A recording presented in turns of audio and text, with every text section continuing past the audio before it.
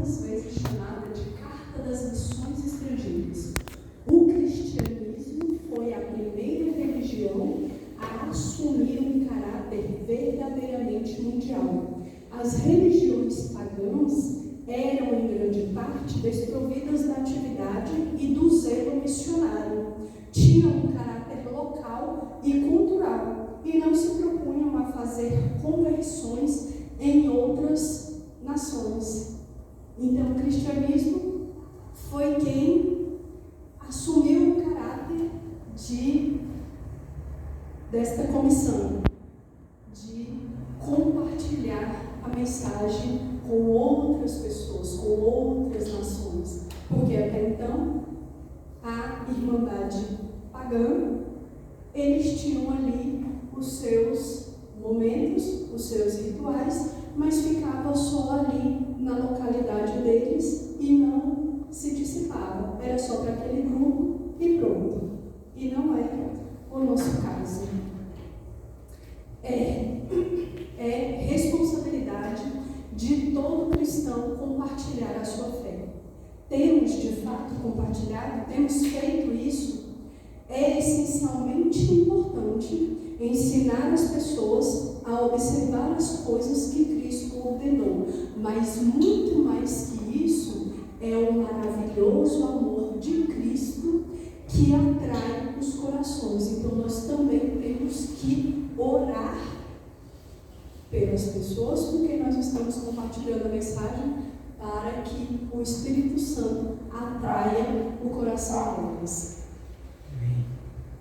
E aí, veja, compartilho mais uma passagem da Bíblia inspirada que diz o seguinte: as mais solenes verdades já confiadas a mortais nos foram dadas para as proclamarmos ao mundo. A proclamação dessas verdades deve ser nossa honra. O mundo precisa ser advertido e o povo de Deus deve ser fiel ao legado que se lhe confiou. Admirável privilégio é ser capaz de compreender a vontade de Deus, tal como é revelada na segura palavra dos profetas. Isso põe sobre nós pesada responsabilidade. Deus espera que comuniquemos aos outros o conhecimento que nos deu. Esse é o propósito, que as instrumentalidades divinas e humanas se unam na proclamação da mensagem de advertência. Devemos ser consagrados condutos através dos quais a vida celeste flua para os outros. O Espírito Santo deve animar e encher toda a igreja, purificando e unindo os corações.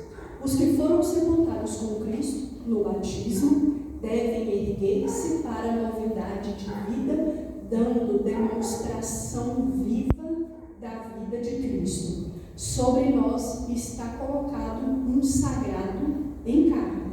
Foi-nos dada a comissão: ide e pregai o Evangelho. Estais consagrados para a obra de tornar conhecido o Evangelho da salvação? Estamos consagrados para isso? Estamos com o coração aberto para isso? A perfeição celeste deve ser o vosso poder. Amém? Amém. Como ilustração, nós vamos conversar rapidamente sobre 3 personagens. O primeiro, em 2 Reis 5,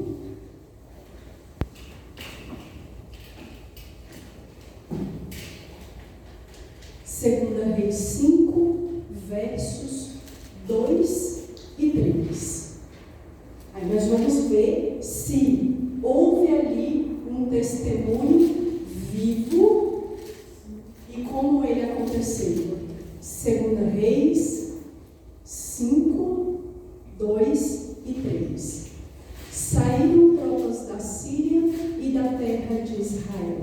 Levaram cativa uma menina que ficou ao serviço da mulher de Naamã.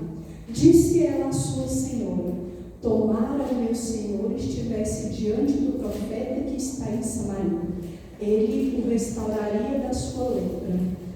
Houve testemunho ali, porque aquela garota que havia sido levada cativa, ela simplesmente poderia ter falado: já que eu estou nessa condição, então que ele também permaneça na condição dele. Mas foi isso que ela falou? Foi esse testemunho que ela deu? E ela deve ter falado com tanta energia, com tanta veemência, que aquelas pessoas deram ouvidos. Quem era aquele homem para ouvir uma menina cativa? Mas por certo ela deve ter falado, né? Se ele conhecesse o profeta. Tanto é que pelo testemunho dela ele foi ou não foi? E a história dele mudou? Foi curado. E a igreja, como? Foi curado. E quem era aquela menina para ele dar ouvidos? Escravo. Exatamente. Mas pelo testemunho dela, veja, a fé, a fidelidade e o testemunho da serva era notável. O fato de ela honrar seu captor, sugerindo de boa fé que ele visitasse o profeta do Senhor em Israel, indica que mesmo na angústia e no transtorno de seu cativeiro, ela sabia quem ela era. Apesar do tratamento aparentemente benevolente por parte de seus captores, ela não tinha perdido sua identidade e exemplificou que era evidente e mais tarde seria reiterado como um importante ensino das Escrituras. Servos, escravos e pessoas que são oprimidas de diversas formas, mesmo sob circunstâncias adversas, são chamados a servir seus perseguidores e captores por meio de boas ações. Ela precisava ter feito aquilo? Ela estava passando por um momento ruim? E quantas vezes nós estamos passando por momentos ruins e temos dado também um testemunho ruim? Mas é nessa hora que nós precisamos revisitar as nossas escrituras e nos fortalecermos. Amém. Alguém falou? Glória a Deus. Vamos agora para Daniel. Vamos ver mais um testemunho.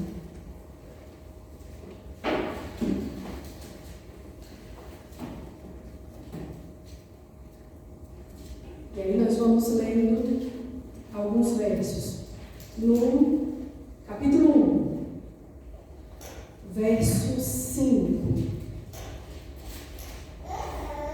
Determinou-lhes o rei a ração diária das finas iguarias da mesa real e do vinho que ele bebia, e que assim fossem mantidos por 3 anos, ao cabo dos quais assistiriam diante do rei. 8. Resolveu Daniel firmemente não contaminar-se com as finas iguarias do rei, nem com o vinho que ele bebia. Então pediu ao chefe dos eunucos que lhe permitisse não contaminar-se. 10. Disse o chefe dos eunucos a Daniel: tenho medo do meu senhor, o rei, que determinou a vossa comida e a vossa bebida. Porque, pois, veria ele o vosso rosto mais abatido do que o dos outros jovens da vossa idade. Assim, poríeis em perigo a minha cabeça para com o rei. 12. Experimenta, peço-te os teus servos 10 dias, e que se nos deem legumes a comer e água a beber. Então se veja diante de ti a vossa aparência e a dos jovens que comem das finas iguarias do rei. E segundo vires, haja como os teus servos. Ele atendeu e os experimentou 10 dias. No fim dos 10 dias, a sua aparência era melhor. Estavam eles mais robustos do que todos os jovens que comiam das finas iguarias do rei. Com isso, o cozinheiro-chefe tirou deles as finas iguarias e o vinho que deviam beber e lhes dava legumes. Foi mais um testemunho, porque o banquete estava posto à mesa. Mas muitas vezes, quando nós somos condescendentes com os apetites, nós somos condescendentes com várias outras coisas também. Mas ele havia aprendido, ele havia participado em tenra idade daquilo que o Deus verdadeiro orientava. Então, no seu momento de prova, ele teve ali todas as suas convicções para pedir para que fosse garantido a ele continuar com a sua dieta. Ele se revoltou, falou: não, então eu vou fazer greve de fome, já que eu não posso comer o que eu quero, eu não vou comer então nada. Ele pediu, ele falou: experimenta então por 10 dias, e assim como for, depois que o Senhor perceber como estamos, aí decida conforme o caso. E aí foi concedido, porque a forma também como ele falou, a forma como ele testemunhou, ele não foi rude, não foi agressivo, pelas próprias palavras aqui. Ele pediu, ele fez uma solicitação e de fato foi atendido. E aí o que aconteceu depois? Até mesmo os outros que estavam participando daquele banquete, daquelas iguarias, entendeu-se que de fato seria melhor implementar também essa dieta. A história de Daniel e seus companheiros foi registrada nas páginas da palavra inspirada para o benefício da juventude dos séculos futuros. O que os homens fizeram, homens também podem fazer. Se eles fizeram, nós também damos conta de fazer. Não permaneceram estes jovens hebreus firmes em meio a grandes tentações e não deram nobre testemunho em favor da verdadeira temperança? Pois a juventude hoje pode dar idêntico testemunho. Temos dado idêntico testemunho? Quando nos é ofertado algo, mas a pessoa vai ficar chateada, vai parecer uma desfeita, ou naquele momento eu já consigo extrair uma oportunidade de testemunhar. E mais uma vez, por último, o que se dizer de Noé, o pregador da justiça? Ele, por 120 anos, foi um homem obediente. Construiu aquele grande monumento, não sei nem como podemos chamar, mas que cada vez que ele apregoava, era uma mensagem que estava sendo passada. Era um testemunho que ele estava dando. Enquanto construía a arca, deveria ele pregar que Deus traria um dilúvio de água sobre a terra para destruir os ímpios. Os que crescem na mensagem e se preparassem para aquele acontecimento pelo arrependimento e reforma, encontrariam perdão e seriam salvos. Enquanto Noé estava a apregoar sua mensagem de advertência ao mundo, suas obras testificavam de sua sinceridade. Assim foi que a sua fé se aperfeiçoou e se evidenciou. Cada pancada desferida na arca era um testemunho para o povo. E aí então, retomo a pergunta: será que nós estamos enganjados na missão de dar testemunhos? As pessoas olham para nós e falam: nossa, ali realmente eu vejo o Evangelho. Vou compartilhar com vocês o que disse um autor cristão. Se chama A.W. Tozer. A doutrina sempre é mais bem apresentada quando se encarna, quando é vista revestida de carne, na vida de homens e mulheres tementes a Deus.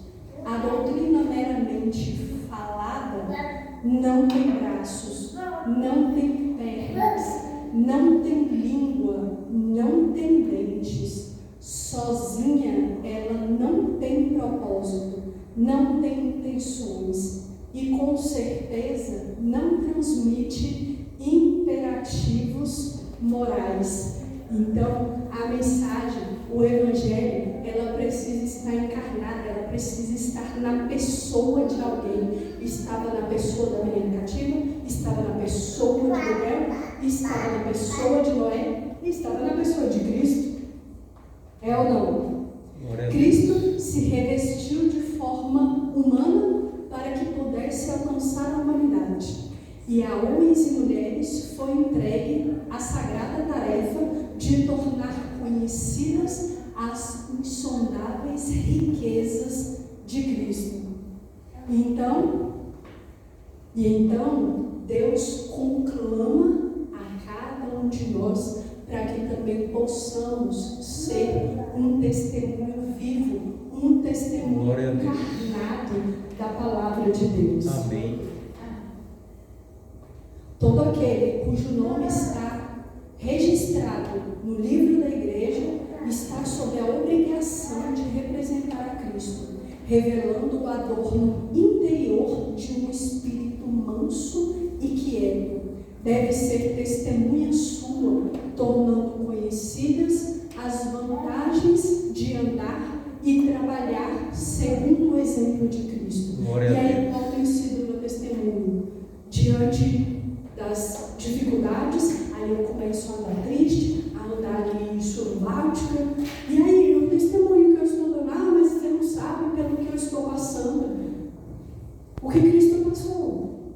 E em algum momento ele murmurou, falou que não ia mais continuar com a missão. E se nós somos testemunhas vivas, encarnadas, qual é a nossa postura? Qual tem sido a nossa postura? E aí nós precisamos rever como tem sido as nossas ações. Os habitantes do universo celeste esperam que os seguidores de Cristo resplandeçam como luzes no mundo. Devem mostrar o poder da graça para cuja concessão aos homens Cristo morreu. Deus espera que os que professam ser cristãos revelem em sua vida o mais alto desenvolvimento do cristianismo. São reconhecidos representantes de Cristo e devem mostrar ser o cristianismo uma realidade. Devem ser homens de fé, homens de ânimo, homens de alma sã, que sem questionar confiem em Deus e em suas promessas. E para dar esse testemunho, para fazer esse alcance, para passar essa mensagem, esse evangelho, por que não foram escolhidos anjos? Não fariam essa tarefa muito melhor do que nós, pecadores, falhos? Por que eles não foram incumbidos, designados para cumprir essa obra, para cumprir essa missão, então? Por que fomos nós escolhidos? E aí diz que é plano de Deus que nós trabalhemos por nossos semelhantes, porque isso precisa moldar o nosso caráter, para que o nosso caráter fique semelhante ao de Cristo. Glória a Deus. Deus poderia ter conclamado sua verdade por meio de anjos sem pecados, mas este não é o seu plano. Ele escolheu seres humanos, homens cheios de fraqueza, como instrumentos na execução de seus desígnios. Deus requer que toda alma que conhece a verdade se esforce por conquistar outros para o amor da verdade.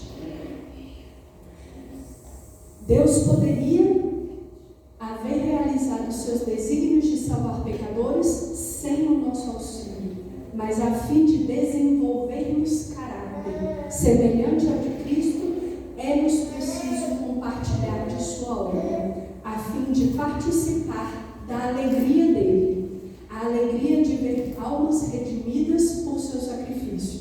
Devemos tomar parte em seus labores para a redenção delas. E realmente, quando nós vemos alguém que entrega a vida ao Senhor, que veio ao batismo, e a gente sabe que alguma coisinha nós participamos daquele processo, parece até que participamos dele como um todo, né? A gente fica, eu participei, Amém, glória a Deus. Um momento ali que eu dei só um sorriso ali da porta mesmo, mas acolhi aquela pessoa. Amém. E a gente realmente se alegra com isso. Então, o Senhor também queria que nós participássemos dessa alegria de vermos pessoas redimidas, tendo ali alguma contribuição do nosso feitio. Como os raios do sol penetram até os mais afastados recantos do globo, assim designa Deus que a luz do Evangelho se estenda a toda a alma sobre a terra. É plano de Deus que os que receberam a luz a comuniquem aos que se acham em trevas. Todos os que quiserem entrar na cidade de Deus têm que, durante a sua vida terrestre, representar a Cristo em seu procedimento. Isto é o que os torna mensageiros de Cristo, suas testemunhas. Então veja, todos aqueles que quiserem, que estiverem planejando, almejando adentrar as mansões celestiais, precisam trabalhar em favor dos seus semelhantes. Amém.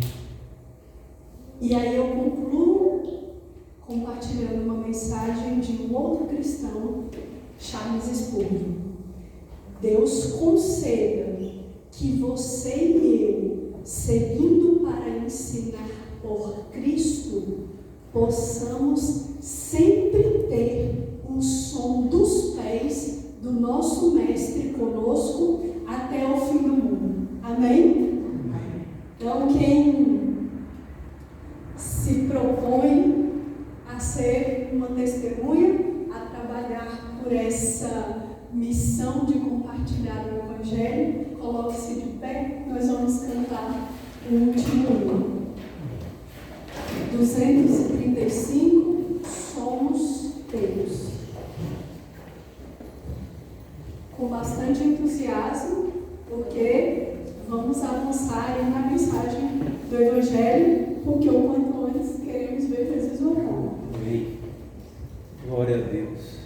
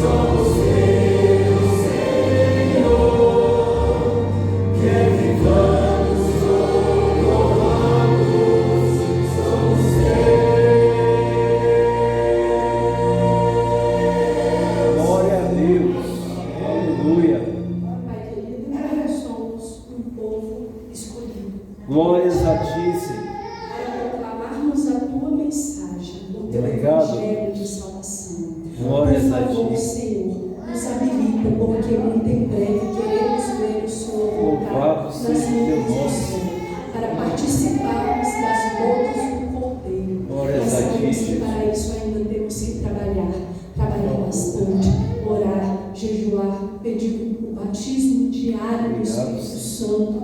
Então, Senhor, por favor, tenha misericórdia de nós, nos Misericórdia. ajude, nos capacite. No sangue de Que Jesus. tenhamos uma semana tranquila, que possamos compartilhar essa mensagem com aqueles com quem o Senhor nos colocar em contato, que agora os teus anjos nos acompanhem nos nossos lares e que retornemos aqui na quarta-feira para a adoração. Em nome de Jesus nos oramos. Amém.